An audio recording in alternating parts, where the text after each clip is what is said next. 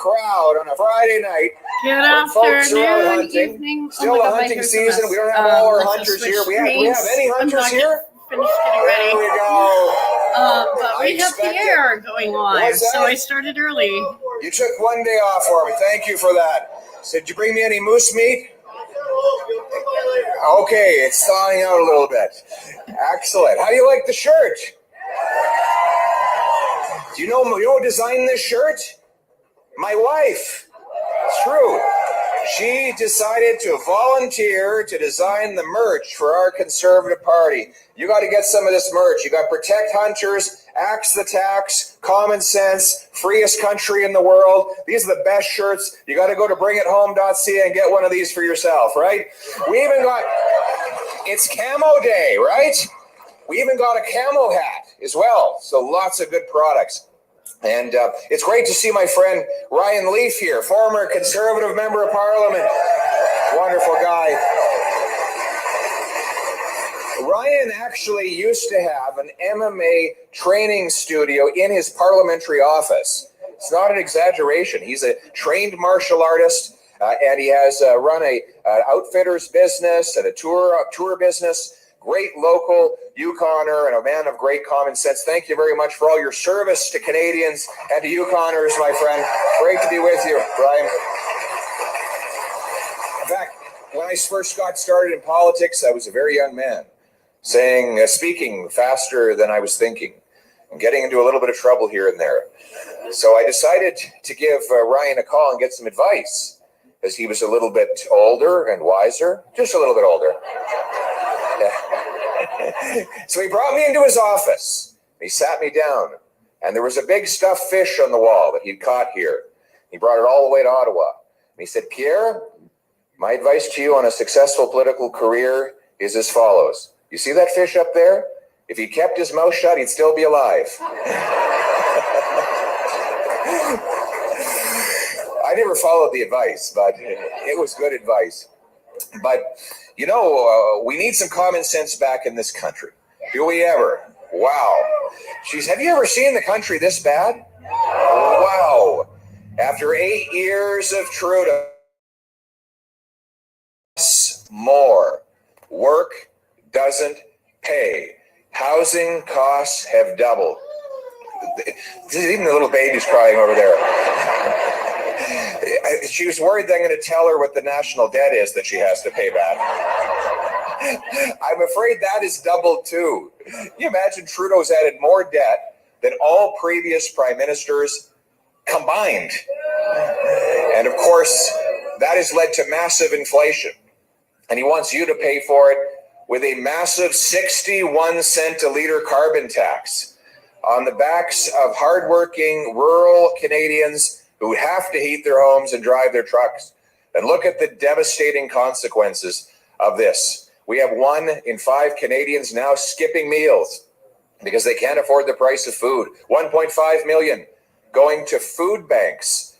Old diseases like scurvy that have been eradicated are starting to come back because of malnutrition. 9 in 10 of our young people believe they'll never be able to afford a home after 8 years of Justin Trudeau. And your local Liberal MP, he's right there alongside Trudeau voting to raise the carbon tax on you. He's not working for you. He's working for Justin Trudeau, and he's making you pay the price for it. But the good news is that Canada wasn't like this before Justin Trudeau, and he won't be like this after he's gone. Right?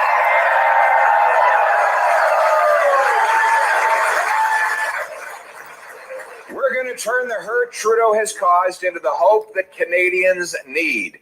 And we're going to do it starting by axing the carbon tax. Axe the tax. Axe the tax. Axe the tax. Axe the tax.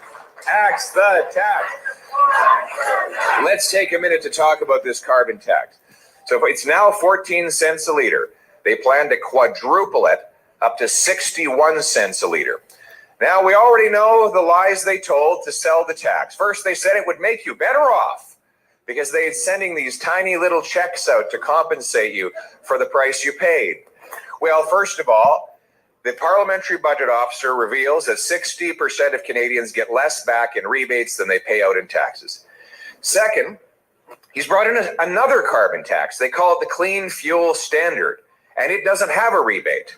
So you'll lose even more money. And third, rural and remote people are especially disadvantaged because by necessity, you use more fuel. You have longer distances to travel. You need bigger trucks to plow through the snow, and you have a larger space to heat and more cold to heat back up inside your home. So rural and remote people are going to pay the highest price for energy, but that's just the start. Then there's the price of food, because if you tax the fuel of the farmer who makes the food and the trucker who ships the food, then you tax the food itself. I was speaking to a grocer from Dawson today. Is he here? Where is he? Mark, let me ask you a question. What was the tax on the food that you had transported to your store from Edmonton? How much tax was there on that?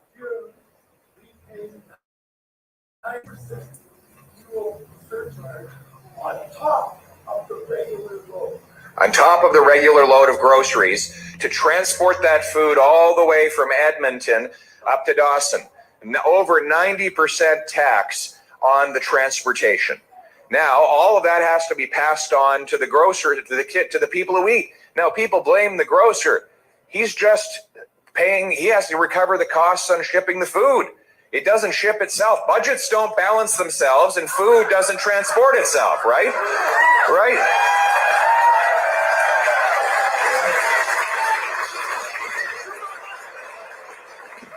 So it's a food tax that Trudeau has brought in on Canadians with the support of his local Yukon Member of Parliament. We have had motion after motion on the floor of the House of Commons to axe the tax. And every time your local Liberal MP has stood up and voted against you and in favor of this carbon tax. Are you ready for a member of Parliament for Yukon who stands up for the people of Yukon instead of standing up for Justin Trudeau?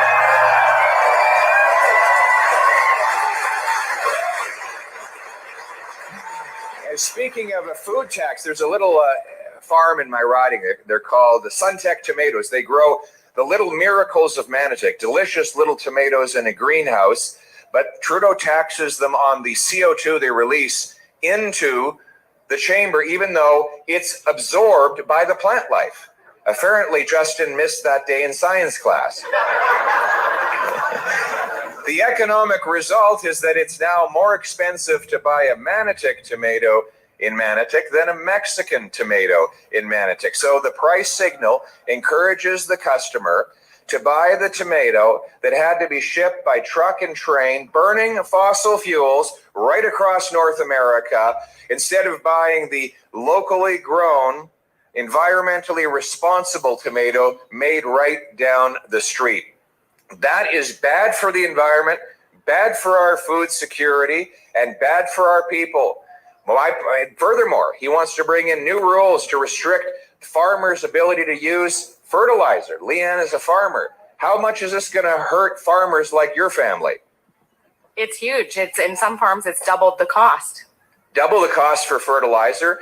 And less fertilizer means less food grown per acre, which means you got to drive the combine or tractor longer distances to produce the same amount of food, driving the costs up further, driving food production out of our country, making us more reliant on the rest of the world. So here's my common sense plan. I'm going to get rid of these fertilizer mandates. We're going to cut taxes on our farmers. We're going to grow food in this country. We're going to feed our own people. We're going to stand on our own feet in this our way. Yeah, why are we supporting all these other countries when we could have our own food? Which brings me to my next point, which is that harvesting food in the north involves hunting. Now that Trudeau is rendering groceries too expensive, people are increasingly reliant on the traditional form of sustenance, which is to go out and get a moose, or in some parts of the country, get a bear, or get some venison. You know, but he's bringing in a ban on hunting rifles. C-21 plus the OIC targeted dozens of hunting rifles, in addition to BB guns airsoft guns, paint guns, and countless other things that he wants to ban. He's openly said he wants to ban hunting rifles. Now, make no mistake, if Justin Trudeau is prime minister after the next election, he will ban all civilian firearms. No doubt about it. Yeah. He's made it clear that that's what he wants to do. He's He has said it, and he has tell published Canadian citizens, we do 300 not pages have the of right rifles to that defend he wants to ourselves. ban. Now, your local Liberal MP By any will means put on a show necessarily. about how he voted on C-21, but here's the bottom line. As long as he's C-21 keeping is Justin evil. Trudeau in the prime minister's office, Trudeau can use that power through a cabinet order to arbitrarily list any of your rifles and ban them from your use. That is the reality. And until your Liberal MP leaves the Liberal caucus and withdraws his support from Justin Trudeau, he is supporting Trudeau's ban on your hunting rifles. My common sense plan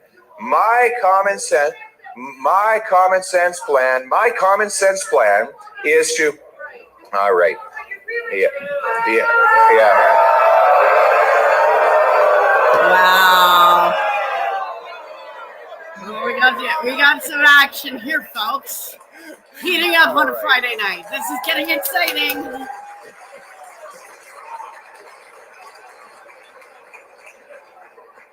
So there's one person in all of Yukon that wants to ban hunting rifles. Hey, maybe I think it was a CBC reporter over there. Yeah, probably.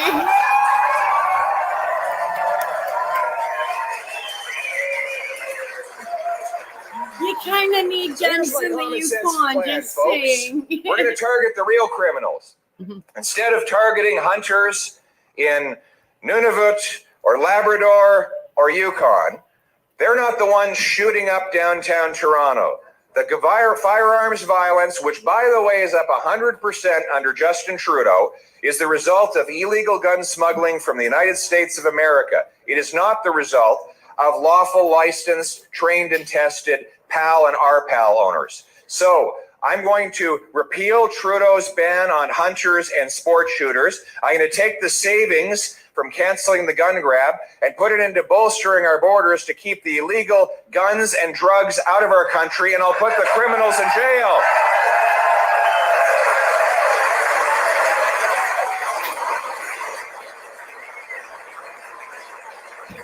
In other words, we're going to go after the real bad guys. And we have a lot of crime is raging out of control all over the country now, including in small towns that never had crime problems. I was all across Northern Ontario, Kenora, Kapuskasing, Sudbury, the Sioux, Timmins, North Bay, Thunder Bay. They told me they used to leave their doors unlocked 8 years ago. Their neighbors used to come in and just help themselves to a glass of milk or a cold beer once in a while because things were informal and safe and simple back then. But now you go to the downtowns of these little cities and these little hamlets and villages, and there are tent cities and crime and drug overdoses happening everywhere. This is the result of 8 years of Justin Trudeau's catch and release policy, where he allows the same tiny minority of repeat violent offenders to go right back on the street the same day they are arrested. In Vancouver, the police had to arrest the same 40 offenders 6,000 times in a year. 6,000 times. That's like 150 arrests per offender per year. They are literally released within hours of arrest under Bill C-75. Ask your local Liberal MP how he voted on that. They're happy to ban your hunting rifle, but they have no problem allowing the gangster who robbed a bank to go back out on the streets. So this is my common sense plan. I will make repeat violent offenders who are newly arrested on a new offense to be ineligible for bail and parole. We will bring in jail, not bail for repeat violent offenders.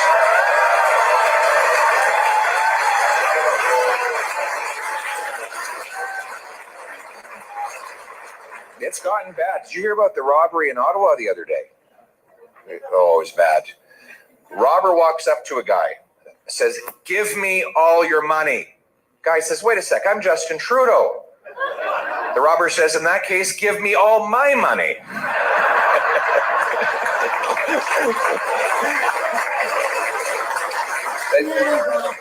Well, plus interest, right? Well, he's got to get those dad jokes. But in addition to the crime, there's the drugs. You know what they've done?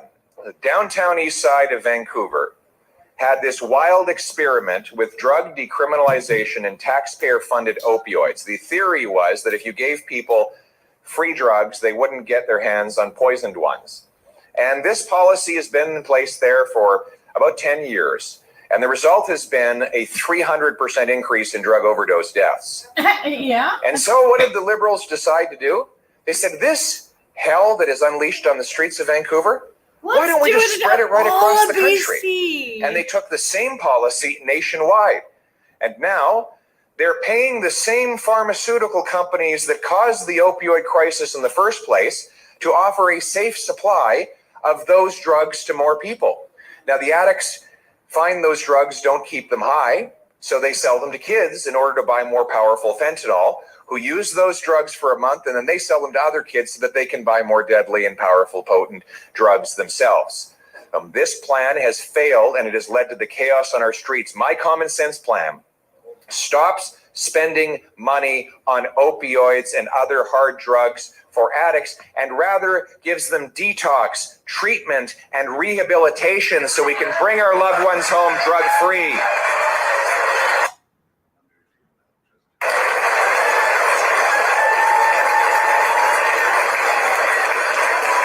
I think of the Oak Center in Winnipeg, where Scott Oak, he lost his son to an overdose in Calgary. And he was a sports broadcaster, the father was, so he used his contacts to raise the money and create a beautiful center where young people addicted to drugs can come and get counseling, detox, physical fitness, yoga.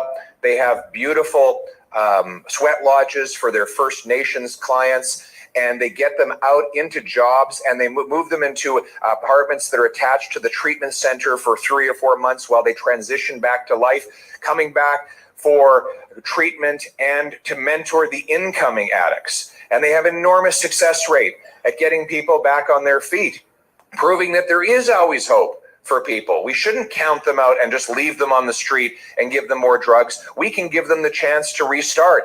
And by the way, I'm going to sue the big pharma companies that caused this problem in the first place. We're going to sue big pharma, and we're going to use the money we collect from them to pay for that treatment, to bring our loved ones home drug-free.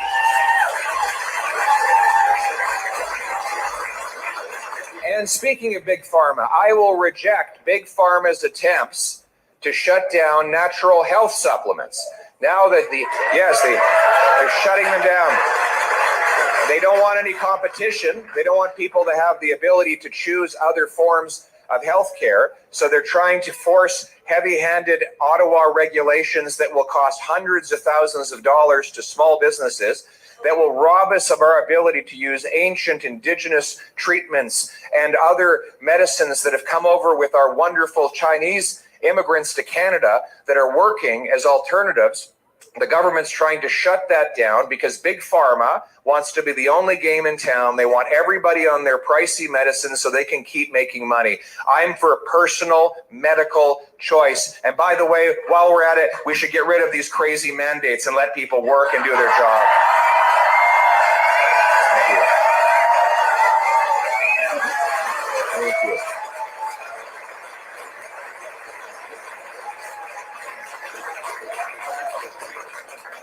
So one of the reasons why I think people are suffering with mental health so much is because they're just hanging on by their fingernails. They can't afford to pay their bills. I've already mentioned the carbon tax, which is driving up the cost of living, but there's also the inflationary deficits, massive money printing. In the last 3 years, the money supply in Canada, that is bills, coins, and bank deposits, have increased from 1.8 trillion to 2.4 trillion.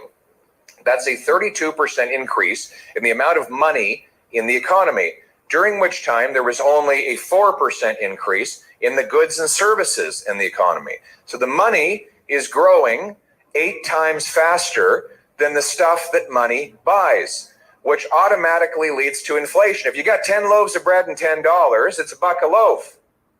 But you double the number of dollars to 20, you still have 10 loaves of bread. You're not twice as rich. It's just the bread costs twice as much. That's inflation. Everywhere and always, emperors, kings, queens, presidents, and prime ministers who've created cash to fund their extravagancies have caused inflation for the working class and the seniors. And at the same time as making the super wealthy, the bankers and the large corporations more wealthy. Why? Because you inflate the assets of the super rich while diminishing the purchasing power of the working poor. It is a transfer of wealth from the have-nots to the have-yots. It is big government. Big government and big corporations colluding to rip off the working class people. That's what it is. Hi, Steve. It is a tax. It is the worst tax because unlike other taxes where the government actually has to pass a law to increase or create a new tax, this doesn't involve a law. They simply quietly have the central bank flood the economy with easy money that allows them to spend, and then the price is spread out in higher inflation across the board for everything you buy. And the people are not supposed to know why they're paying more because all of those costs are hidden in 1,000 different products. That is why it should be an illegal tax. We should not allow government to print money to spend and create inflation. We should get our central bank back to its core mandate, which is low inflation to protect the purchasing power of the loonie. And that's what I will reinstate when I'm Prime Minister of Canada.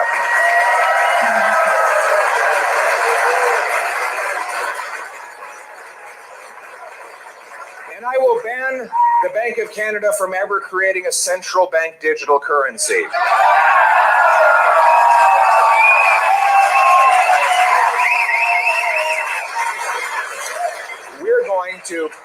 We're going to get rid of what the underlying cause of the money printing, which is overspending by government. Justin Trudeau has increased the cost of government by 70% since he took office. Wow. He doubled the debt. He added more debt than all of the prior 22 prime ministers combined. Now, my common sense plan is as follows. We're going to bring in a dollar for dollar law. It means we'll run the government the way you run your household. If we want to spend $1 more on one thing, we'll be obliged by law to spend $1 less on something else. Every minister will be forced to bring their proposals to cabinet fully costed by taking the money out of their own department rather than just passing it on in more debt, more inflation, and more taxes. They brought in this law in the States in the 90s. They were able to balance their budget and pay off $400 billion of debt, cause a massive economic boom, rising wages, and increased living standards. But as soon as that law lapsed, they went right back into deficit, proving that if politicians don't have legal limits on their spending, they will never control themselves. Why? Because the great Thomas Sowell, the economist, said that the number one rule of economics is scarcity. People always want more than there is to have. I just want to watch. The number one rule of economics, the number one rule of politics is to ignore the number one rule of economics. Politicians are the only ones who don't have to live with scarcity. The birds in the trees, the fish in the seas have to live with scarce resources. Politicians just push that scarcity onto everyone else. I'm going to force them to internalize that, to make the same trade-offs that you do, because you've been pinching your pennies long enough. It's time that politicians started pinching pennies too. Yeah. I can tell Steve's having a good Friday. And we're going to get rid of the wasteful $54 million ArriveCan app.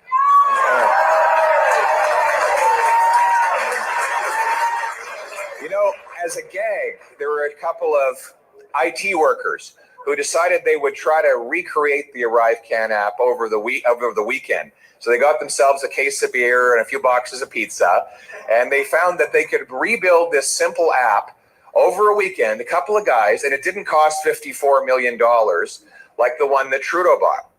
So I'm going to call these two IT workers, and I ask them if they can send this app to Justin Trudeau, but just change its name to the ResignCan app. Good to hear, Steve. We're going to get rid of the $35 billion infrastructure bank that is 5 years into its mandate and hasn't completed a single solitary project. Get rid of it. And then there's the Asian Infrastructure Bank. This is a Beijing-controlled bank whose stated mandate is to bring back the old silk trading route that ancient China used to use to expand its empire into Eurasia. So they created this bank so that they could openly work on rebuilding their ancient empire. And Justin Trudeau said, I'm in for $250 million. He sent them a check for $250 million. And then the communications director, who was a Canadian, believe it or not, came out and said this is just being used by the communist government to expand their interests and not ours. So he resigned. This should not have been a surprise. I will cancel this contribution. I will stop sending our money to foreign dictators and multinational bureaucracies. We'll stop sending our money away, and instead we're going to bring it back home to Canada. Bring it home. Bring it home. Bring it home. Yeah. Bring it home. Bring it home. Bring it home. But in order to bring it home, you have to have a home. Can you afford a home around here these days? No. Yeah, 4 more years till you can get a down payment. You know what now it takes in Toronto? 25 years to save up for a down payment. It used to take 25 years to pay off an entire mortgage before Trudeau. There are some people who got mortgages because Trudeau said interest rates were low and debt was consequence-free. Now, because of rate hikes, their amortization is stretched out to 90 years. So they have to live to be 125 years old to be mortgage-free. Have you ever heard of such a thing? It's insane. Do you know that Toronto is the most risky housing bubble in the world, according to UBS Bank? Oh, yeah. And Vancouver is the third most overpriced market on planet Earth when you compare median income to median house prices. Canadian house prices are about 50 to 75% more expensive than in the United States of America.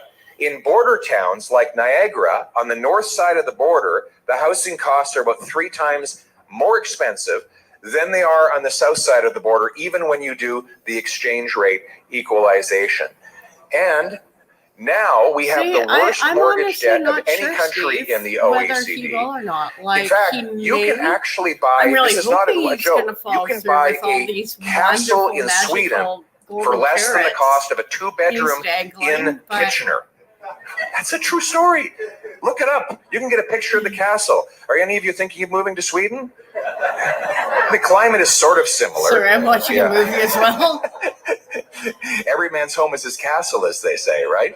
In fact, Trudeau's housing market is worse than prison.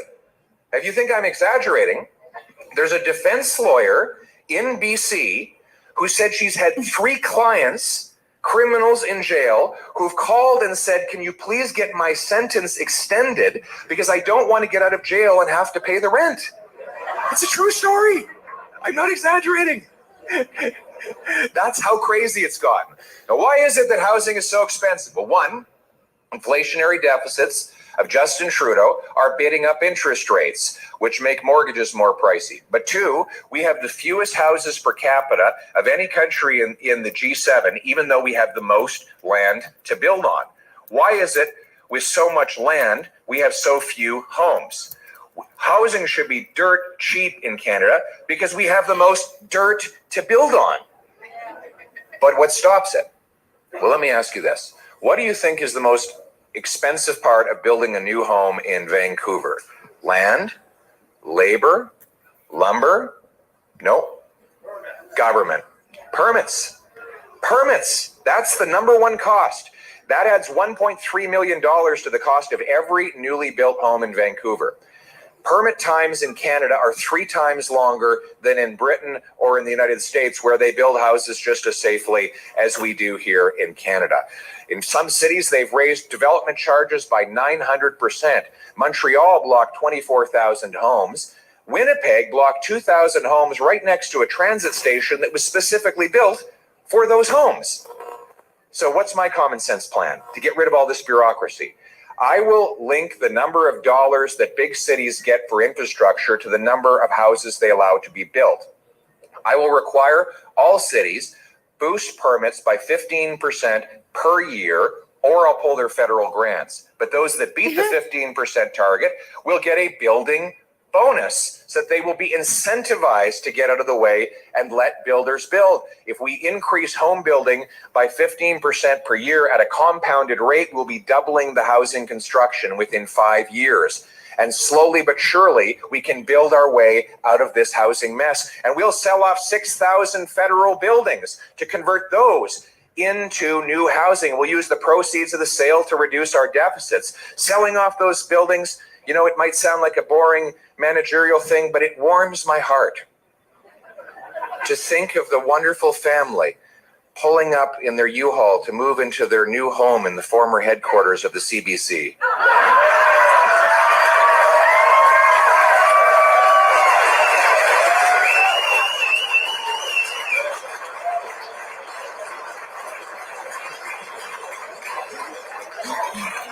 So we're going to build some homes, and we're going to back up the people who actually do the building. We need to back up the trades again, right?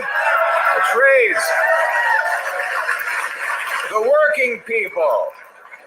We don't need more suits, we need more boots, right?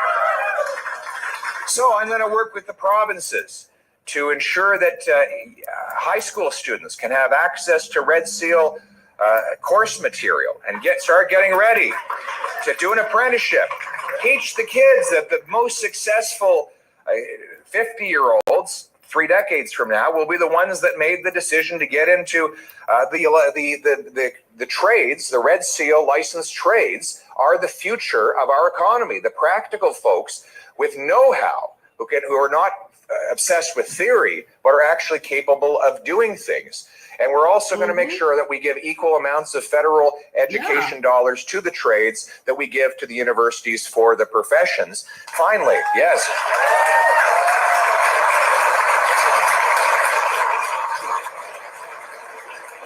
And finally, we're going to bring tax fairness. Right now, a CEO can write off the cost of his private jet, but a working guy who is going to travel from Timmins to Fort Mac to work on a project cannot write off those costs. We're going to bring in the Tax Fairness for Traveling Trades Workers Act so that traveling trade workers can write off the cost of travel, accommodation, and food to go and do their jobs.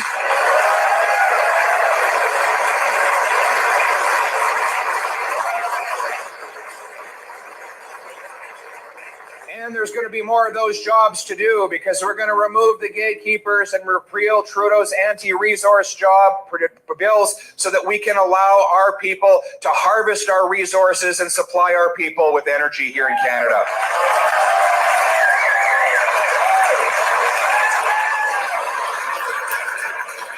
It now takes up to 25 years to approve a mine in Canada. So here he is telling everybody in the Yukon to drive an electric car, right? And where do the batteries come from for those cars? Where do they come from? China. And what do they do for electricity in China? They burn coal. So all of you who drove here in Teslas, I know, yeah, you all drove here in Teslas, right? No. If you did, you burned a lot of coal in China to do it, right? We have the 6th biggest supply of lithium on planet Earth, but we mined exactly none of it in 2021. There is one mine that's almost operational. Oops, that one was sold to China. And they have a deal that 100% of the lithium that comes out of that mine goes to China, where it's upgraded there, creating no jobs for our people in this country. Furthermore, we had 18 natural gas liquefaction projects proposed when Trudeau took office. He said there's no business case, and so not one of them has been completed. Well, nobody told the Americans there was no business case. They've completed 7. No one told the Qataris, who've doubled their production. Nobody told the Germans, who built an import terminal in 194 days. We have huge advantages in natural gas because you need to liquefy it to get it on a ship. How do you liquefy gas? You cool it down. What do we have in Canada? Cold weather. It's our most abundant natural resource. It was so cold in Yukon when Justin Trudeau came here, he had his hands in his own pockets.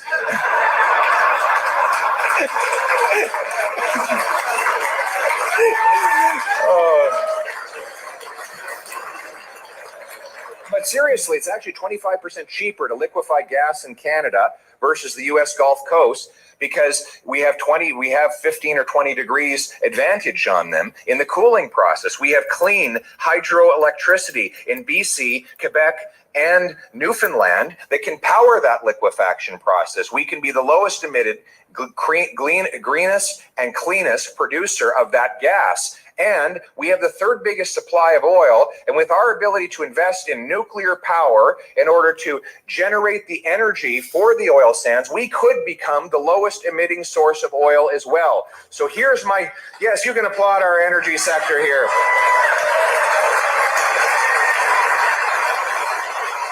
So here's my common sense plan. We're going to repeal the anti-energy law, replace it with a new law that consults First Nations, protects our environment, but gets decisions made that allows First Nations communities to keep more of the revenue from the projects that happen on their land so that they can power their own future and defeat poverty and create a better opportunity for their young people. Yes, we can give our First Nations a round of applause for all they achieve for Canada.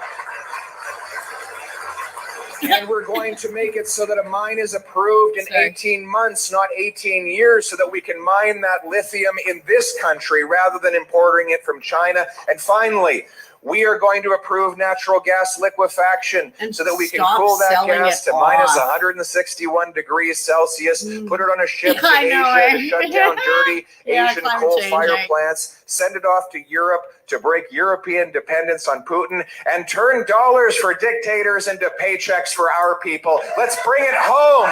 Bring it home. Bring it home.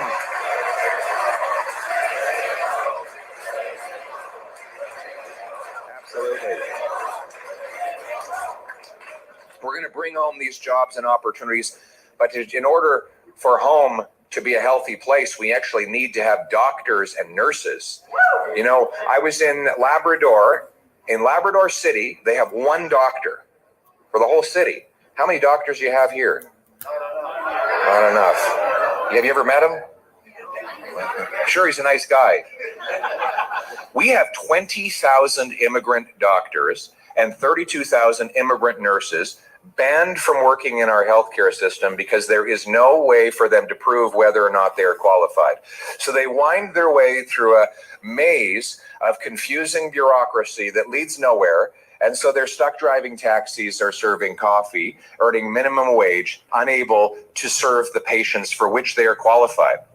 We have a saying in Toronto, if you have a heart attack, don't call 911, call a taxi.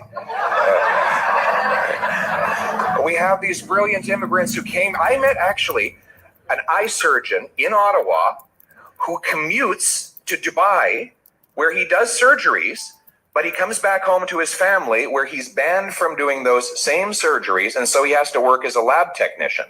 He could be doing eye surgeries on Canadians, but he has to fly around the world to do that job. So here's my common sense plan. In 1952, we created the Red Seal for the trades. Take a test, prove you're qualified, get a stamp. You can work anywhere in Canada as a licensed tradesman. Let's do the same for the professions. A blue seal for the professions, right? So you come here as a doctor, you apply to work in your profession, you take an exam, prove you're qualified. Within 60 days, you get to work. If you need some time off, we'll give you a small study loan, which you'll be able to pay back in spades with your increased income after you graduate. And let's make it possible for future immigrants to get licensed before they even arrive here so that they can work in our hospitals, treat our patients, and earn powerful paychecks doing it, right? Common sense. This is common sense. Our purpose is to make common sense common again, just as the sign says over here, because we believe in the strength and the power of the common people. Often, we hear that the government needs to control more and decide on our behalf what we think, how our money is spent, how we raise our kids, that the common people can't be trusted with these decisions. I disagree, and that's why my goal is to make this the freest nation on earth. And to do that, I will repeal the C-11 censorship law and allow you to speak freely online.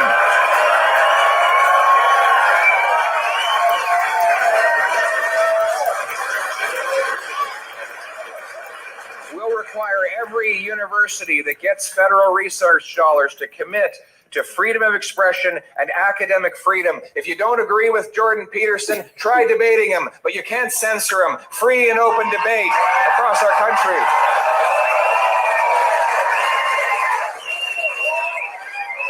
Yeah. There will be no digital IDs imposed on the population.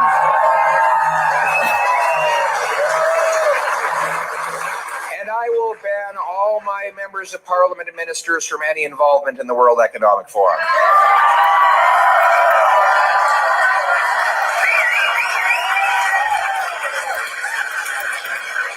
We will bring in a foreign influence registry to ensure that any foreign dictatorship that tries to manipulate our democracy by paying agents to get involved in our politics are exposed once and for all. We will shut down Chinese-controlled police stations, and we'll have more Canadian police protecting our people. We're going to bring home control of our democracy back to the Canadian people, aren't we?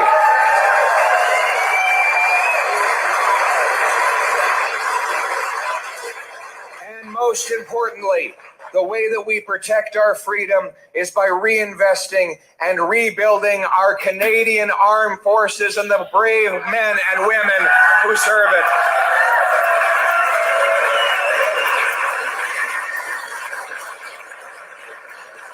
No, my friends, when the elites say that the ordinary people can't be trusted to make their own decisions, what they forget is that these are not ordinary people. They are extraordinary people.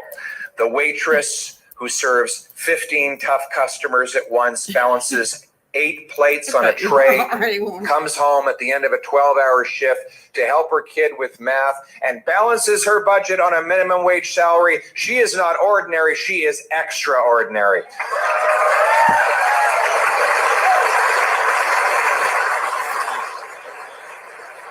The farmer who masters the sciences of sky and soil to bring food from his field to your fork, he is not ordinary, he is extraordinary. The electrician who captures lightning from the sky, runs it through a copper wire to illuminate this room and light up the world, he is not ordinary either, he is extraordinary. These extraordinary people deserve to be masters in their own home, not servants to the state.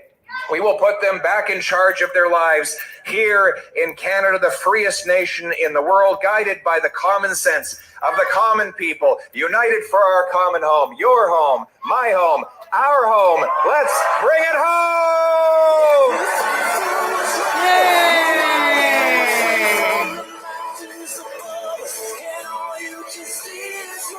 Okay. Okay. Well, that was fun.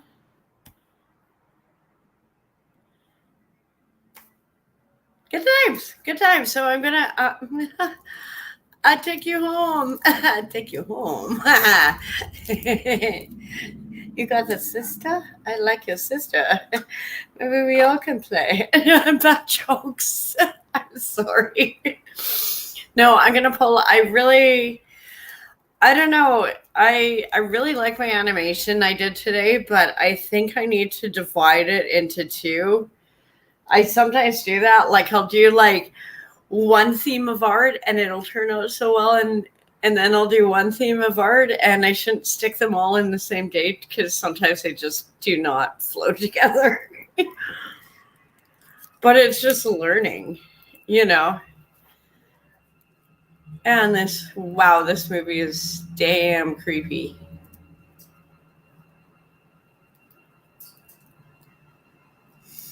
Sorry, I've been good. Just tired. Just been working on artwork and just organizing, and still waiting on. She got boobies out. Sorry. This is a really good movie. Any movie with boobies is a good movie. I'm sorry. I'm silly. No, I'm gonna pull it up. Oh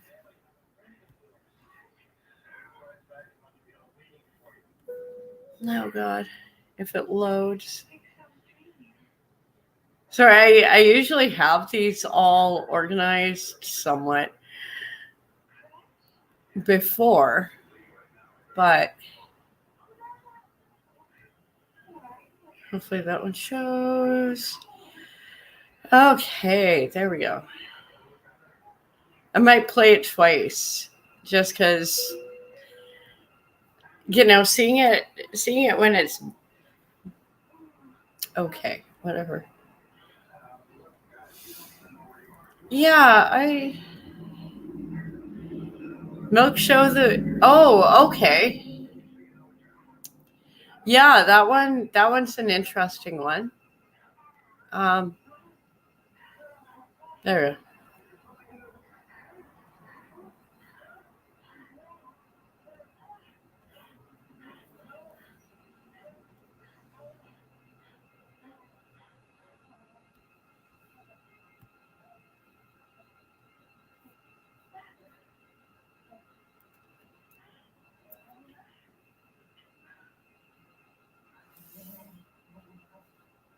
Oh, delay.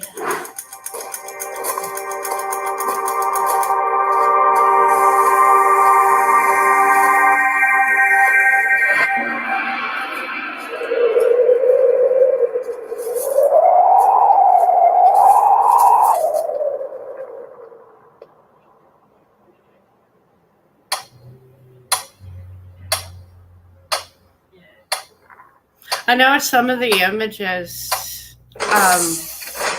from the other day, but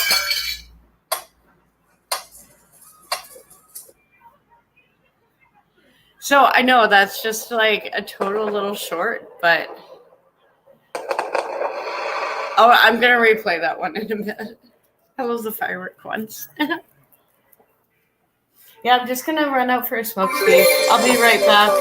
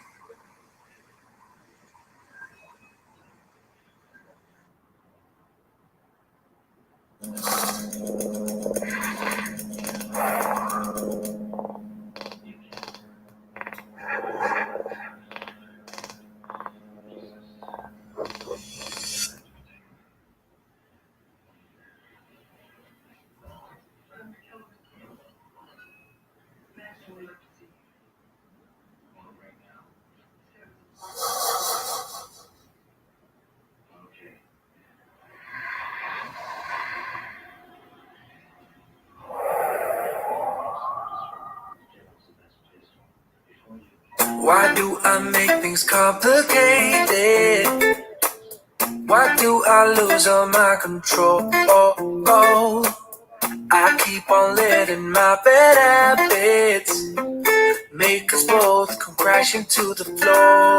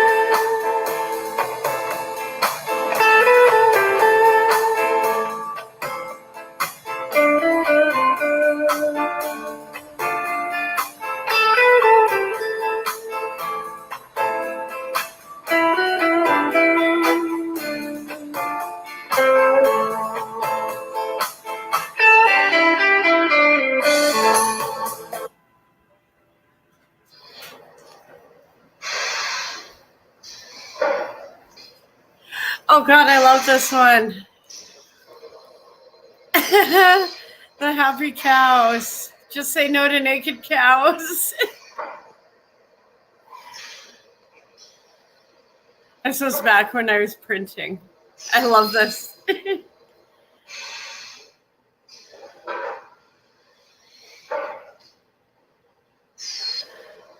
I only had so much time for this to do this kind of stop motion.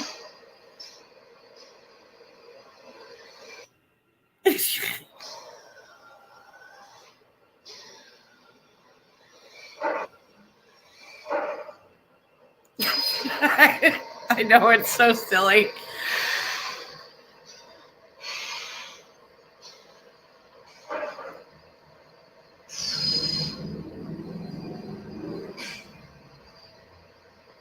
I think if I speed up this footage, it'll actually look like they're really crawling.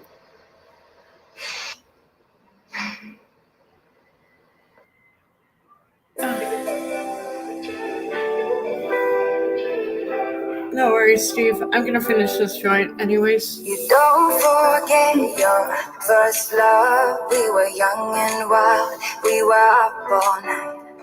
Don't forget that summer sun 2009. We were feeling high. And I got drunk for the first time. I thought I was cool. I thought I looked smooth in your eyes and tried to make up. It was our time, the time of our lives. You were on my mind, my ride or die. It was our time, the time of our lives. You were on my mind, my ride or die. Yeah. You were on my mind. Whatever, it's cute.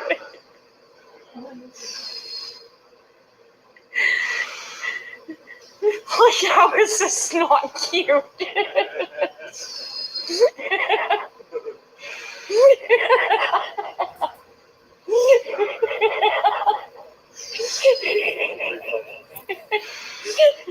Never seen them come off the belt like that. Hey man, I'm pretty good at it. That still makes me giggle.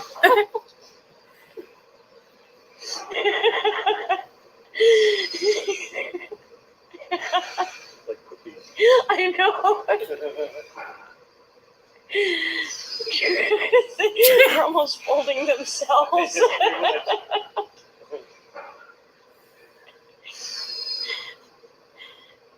Oh, that was awesome.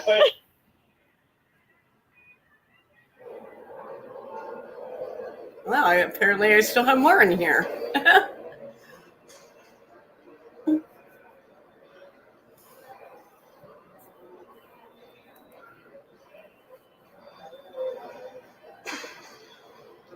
And no, I did not tap the glass. You do not tap the glass, but you can like tease them with food just to torture them. Yeah. Walter Isaacson, thank you very much for coming on the program. What the hell? Okay, that went onto the wrong playlist. Oh boy. But also because it kind of raises many questions about Elon Musk's worldview. And I just wondered what the actual version of events was. Did he turn off come on, the come on. Starlink Next, coverage over next. Crimea because he thought it would risk World War Oh III, or did he dear, just not everything switch went it onto on the wrong because of that playlist reason? after this. There had been a geofence. I'm gonna play the first one again just because I like replaying whatever I make during the day just to see where I'm at with everything.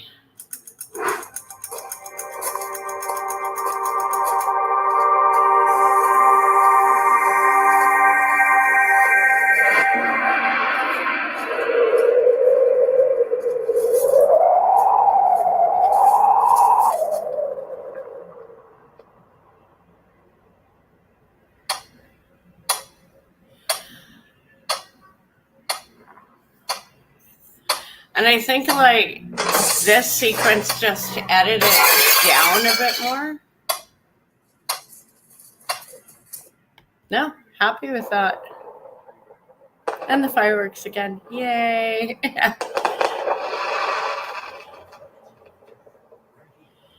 Yeah, I even think I know which neighbor that is.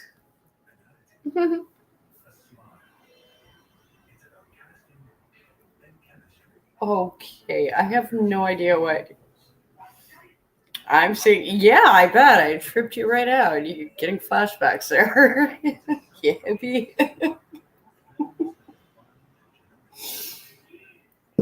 so I'm gonna pull up my blog for today. If you're not familiar with me, I didn't normally start out with my normal introduction. I'm Cryptameria. I do blog. I'm out of Hollyweird North, Victoria, BC. Yeah. I can. That would explain a lot about you. Hey, I would volunteer for that. Like, let's try it. Oh, I used to be able to like order away for like 2-liter bottles of it. Oh, if you had a time machine, I'd like save it and just like, I don't know. I mean, it does it has the same shelf life, and it would have been like glass bottles, so it would have maybe preserved.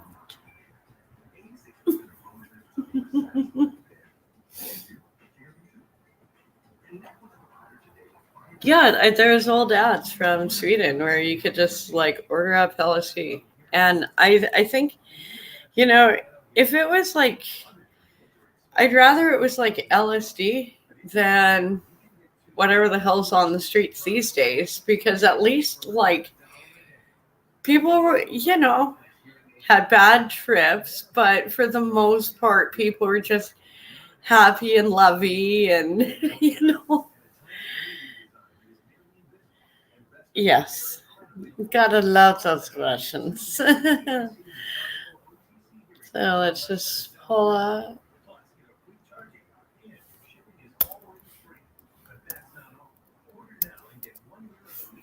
Yeah, I wasn't gonna stream.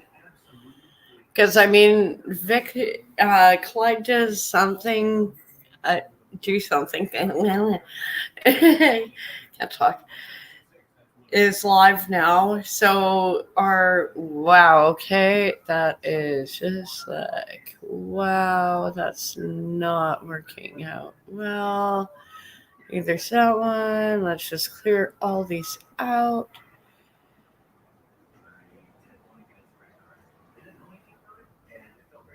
Okay, I don't know if I want to pull that one up. I think I watched it last night and I was like,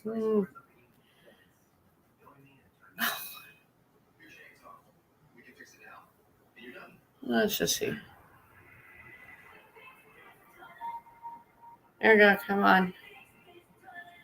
I think it's just a signal, Steve. Sorry. Yeah, like the prompts just were not with me. I mean, I can use all these images in bigger ones. Oh God, it's going to take a minute to load. Sorry, dude.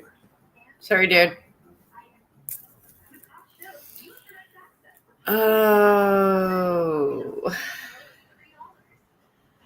Yeah, just give me a second. Yeah, go over to the VIX.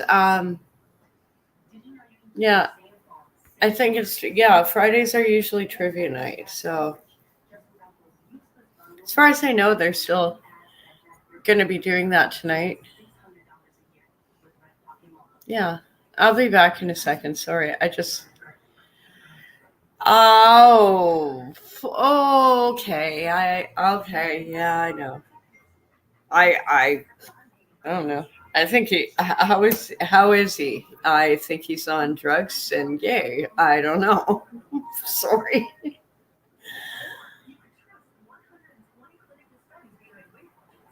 I think that all this religious stuff is, hey, if he's genuine, great. If he's not, it's just it seems like a lot of things with him just do not add up with what he would say to me in person. Oh, fuck off. Okay, fine. No. It's gonna take Like, Steve, we went out for virtually for almost 3 months. And after the pandemic, oh yeah, online matters. You know, it wasn't like just like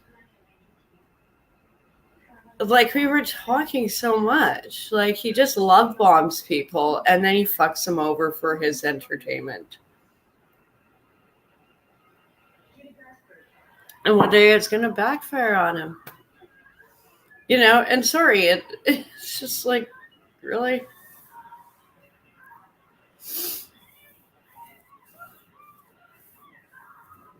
When he fucks with, like, it might have just been,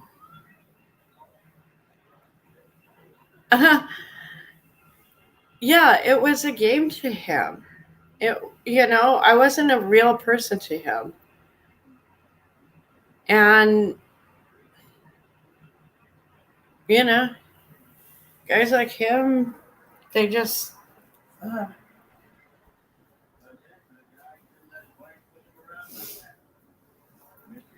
don't know, they'll live and learn. You know, I think he's just going through a lot with his parents. He's a scared little boy. And he, you know, I didn't care he was gay.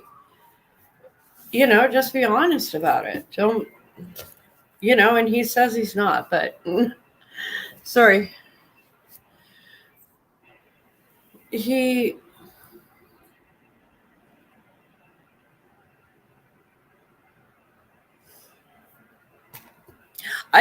A lot of things do not add up, because if he lost his job because he couldn't work, then why is he driving? Like, if he was getting too sick to do work and go drive to his individuals, then how come he's in New York driving Lyft or doing whatever the hell he's doing? And he still goes on videos like, oh, I feel really like, I think he's on drugs. Sorry, dude. There's too many things that just do not add up. And I've seen such a huge personality change in him. Like, he was already weird, but lately it's just, yeah, he smokes pot, but I think he's like, you know,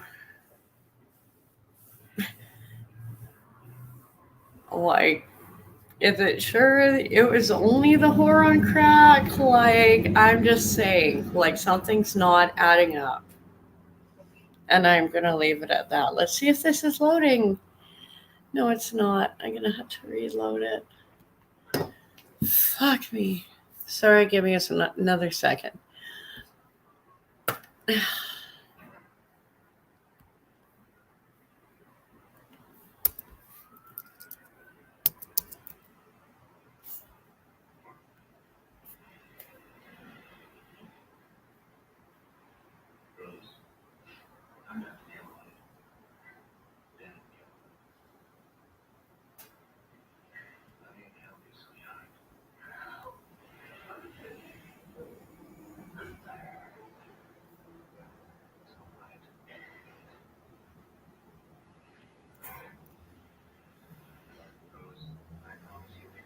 Okay. You know, more is loading. That's a good thing.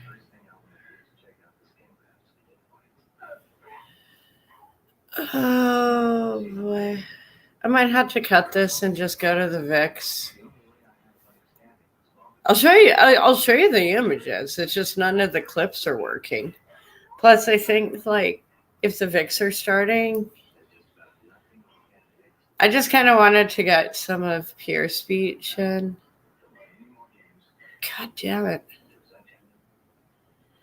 It's always a good chance when this happens.